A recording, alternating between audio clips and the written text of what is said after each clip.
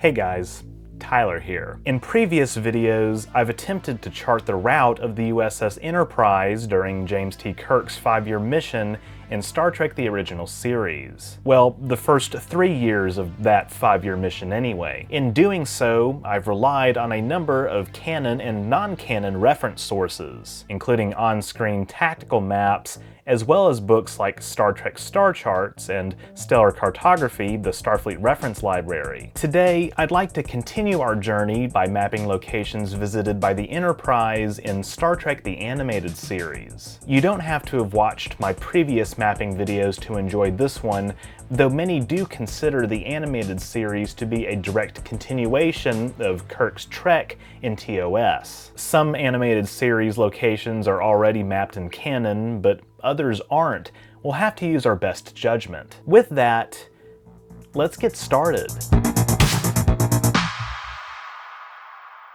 Unlike charting the Enterprise's route in TOS, there isn't as much of a discrepancy with the animated series as to the proper order of the episodes. While I opted for production order over the rather arbitrary airdate order, ignoring stardates altogether, this time I'll use airdate order for the sake of simplicity.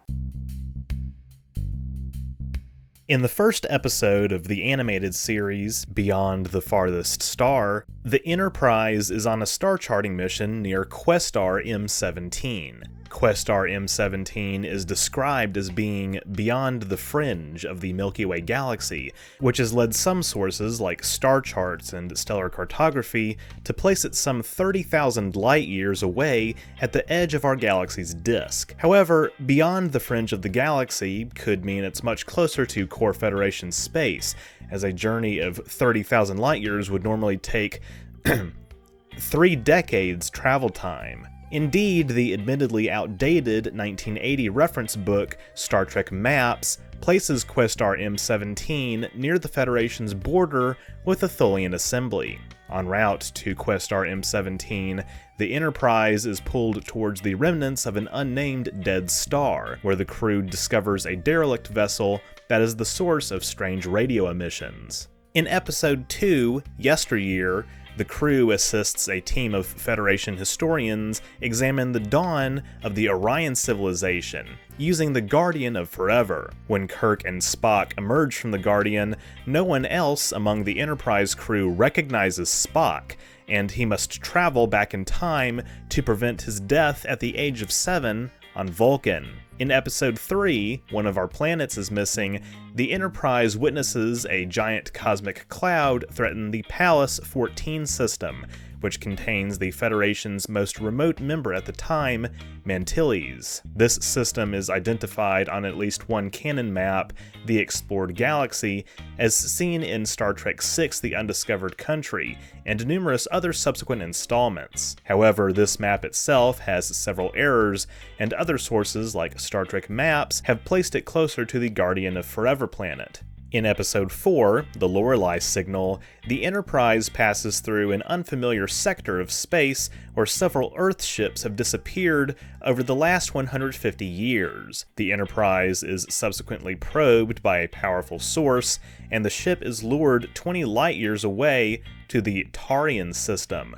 We don't know exactly where that is, but given its name, I've placed it in the direction of the Taurus constellation as seen from Earth, in the vicinity of 39 Tauri, and the Enterprise's prior location 20 light-years closer to Klingon and Romulan space. Episode 5, More Tribbles, More Troubles, takes place near Sherman's planet, as the crew once again meets Cyrano Jones and the Klingon captain Koloth. In Episode 6, The Survivor, the Enterprise rescues the occupant of a vessel that has seemingly fallen victim to a meteor swarm near the edge of the Romulan neutral zone. This occupant, noted Federation philanthropist Carter Winston, says it is of the utmost importance that the Enterprise head to Rator 3, which in the 23rd century is on the Federation side of the neutral zone, in a three-dimensional sense perhaps, since by the 24th century, it's distinctly a Romulan system. Regardless, their passenger ultimately turns out to be a Vendorian in disguise. Episode 7, The Infinite Vulcan, sees the Enterprise visit the planet Phylos, home to the plant-like Phylosian species. The crew meets a giant clone of an Earth scientist from the era of the Eugenics Wars, Stavros Caniclius, who creates a clone of Spock called Spock 2 in an effort to build an army and impose peace upon the galaxy. After Kirk convinces Caniclius that the Federation's work has made this unnecessary, Caniclius and Spock 2 remain on Phylos to help the Phylosians overcome their own looming extinction. In Episode 8, The Magics of Megas 2, the Enterprise is caught inside a matter-energy tornado and thrown into an alternate universe governed by magic.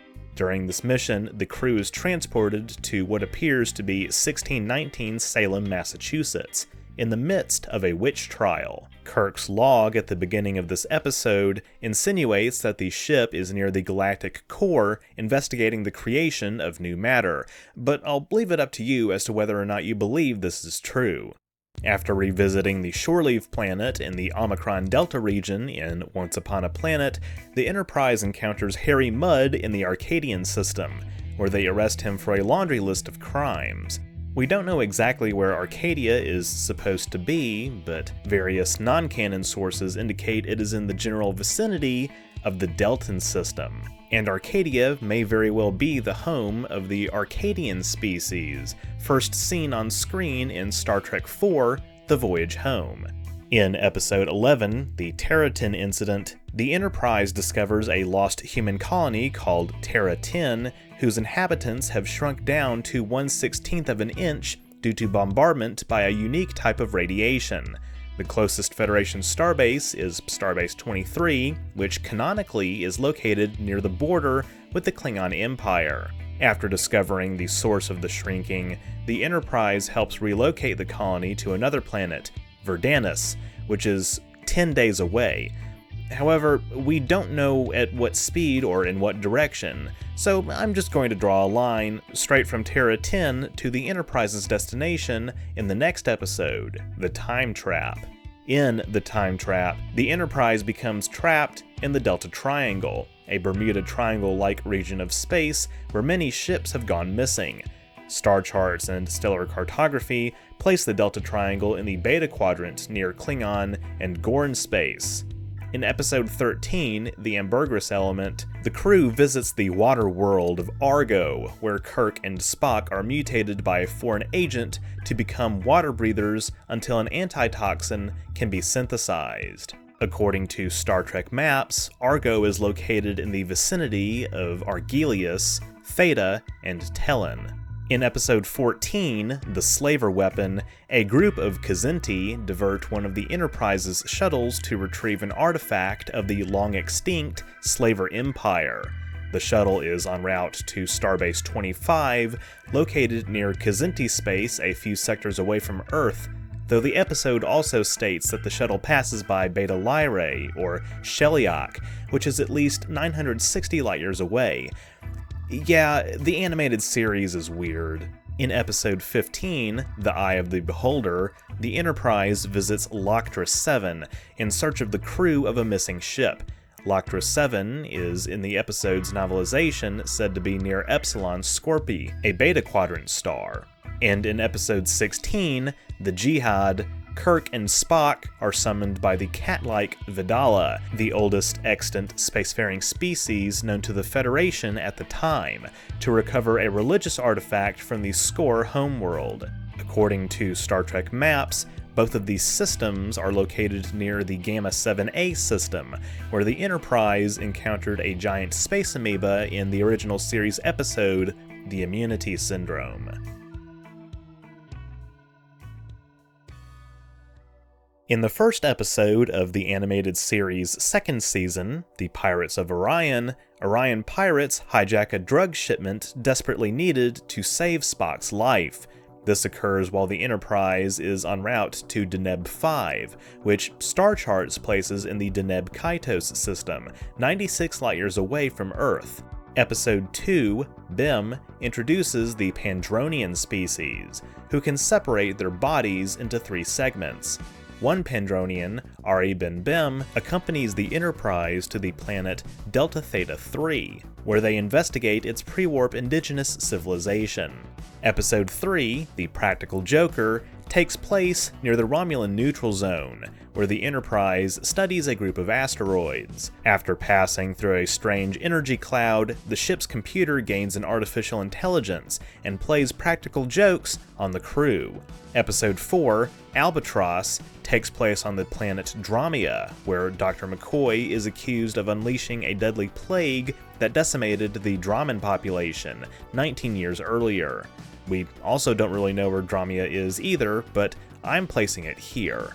In Episode 5, How Sharper Than a Serpent's Tooth, the Enterprise encounters an alien vessel on the same course as a probe that scanned Earth and self-destructed. The vessel belongs to Kukulkan, the last of an ancient serpent species that shared technology with several ancient Earth civilizations. And finally, in Episode 6, The Counterclock Incident, while on course from Beta Niobe to Babel, the Enterprise encounters an anomaly that causes the crew to age backwards, forcing former Captain Robert April to save the ship.